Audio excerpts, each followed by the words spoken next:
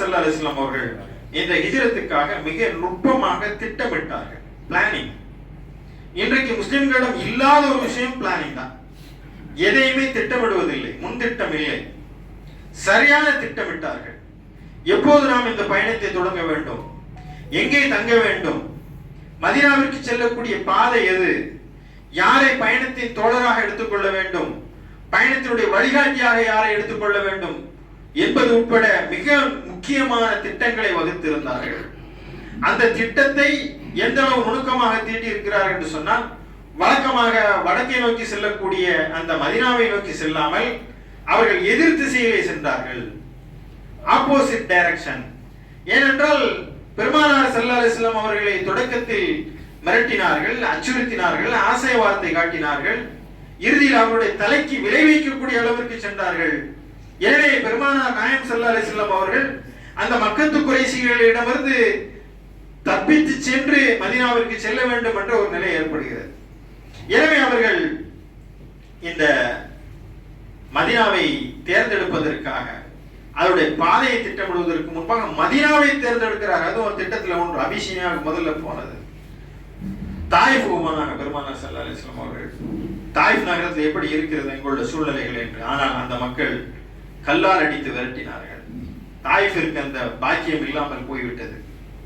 பிறகு முஸஅப் இப்னு உமைர் ரலியல்லாஹு அவர்களை அல்லாஹ் தூதரின் தூதர் என்று சிறப்பு சொல்ல அளவுக்கு சொல்லக்கூடிய அளவுக்கு முஸஅப் இப்னு உமைர் ரலியல்லாஹு அவர்கள் மதீனாவிற்கு சென்றார்கள். அங்கிருந்து ஒரு சிலரை இறை மார்க்கத்தின் பக்கம் சென்றுவிட்டு எதிர்வில் இருந்து வந்த அவர்கள் பையத் அகபா என்று சொல்லக்கூடிய முதல் உடன்படிக்கை செய்கின்றார்கள். அகபத்து சானியிலே இரண்டாவது உடன்படிக்கை செய்கின்றார்கள். முதலிலே சென்ற முஸஅப் இப்னு உமைர் ஒரு சிலரை இஸ்லாத்தின் பக்கம் அழைத்து வருகிறார். இரண்டாம் முறை சென்றவர் இரண்டாவது சிலரை அழைத்து வருகிறார். மூன்றாவது முறை தன்னந்தனியாக வருகிறார். பெருமானார் கேட்டார்கள், என்ன முஸஅபே, நீங்கள் தனியாக வருகின்றீர்கள் என்று சொன்ன போது, அங்கே மதீனாவிலே மிக பெரும் கூட்டம் இறை மார்க்கத்தை ஏற்றுவிட்டார்கள், இப்போது நீங்கள் தான் அங்கே வர வேண்டும் என்ற ஒரு சூழ்நிலையை அந்த மதீனாவை அழைப்பு பணியிலே மிக முக்கியமான பணியை செய்தார்கள். எனவே அப்போது அண்ணன் பெருமானார் ஸல்லல்லாஹு அலைஹி வஸல்லம் அவர்களிடம் மதீனாவாசிகள் ஒரு உறுதி பிரமாணத்தை எடுத்தார்கள்.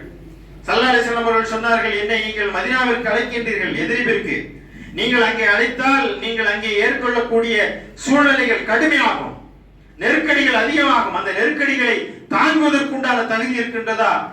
மேட்டிலிருந்து பள்ளத்தை நோக்கி பாய்கின்றதை போல துன்பம் உங்களை நோக்கி பாயும் என்று சொன்னபோது அவர்கள் சொன்னார்கள், அல்லாஹ்வுடைய தூதர் அவர்களே, எங்கள் உயிராலும் உடமையாலும் நாங்கள் இந்த மார்க்கத்திற்காக எங்களை அர்ப்பணிக்கிறதுக்கு தயாராக இருக்கிறோம், நீங்கள் வாருங்கள் என்று வாக்கு கொடுத்தார்கள். இந்த திட்டம் அங்கே இருந்தது.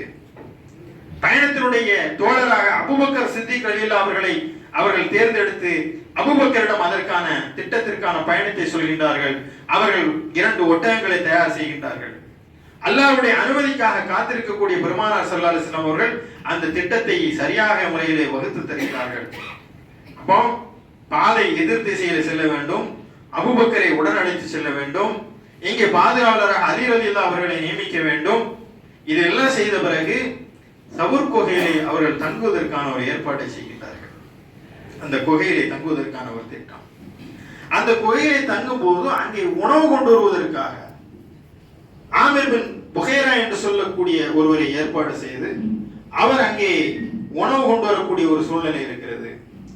வந்த பிறகு மக்காவிலே என்ன சூழ்நிலை நிலவுகிறது என்பதை உளவு பார்த்து அதை சரியான முறையிலே அறிவித்து அந்த பயணத்தை எடுத்து செல்வதற்காக அபூபக்கர் சித்திக் ரலியல்லாஹுடைய மகன் அபூபக்கர் இப்னு அப்துல்லா ரலியல்லாஹு அவர்களை நியமிக்கின்றார்கள்.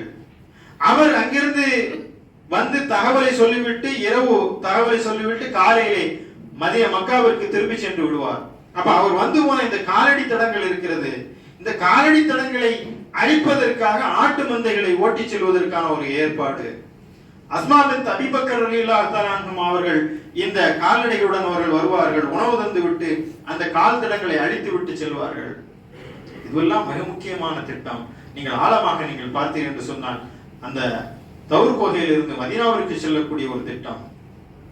எனவே மிக முக்கியமாக திட்டமிடுதலை நாம் இங்கிருந்து கற்றுக்கொள்ள வேண்டி இருக்கிறது.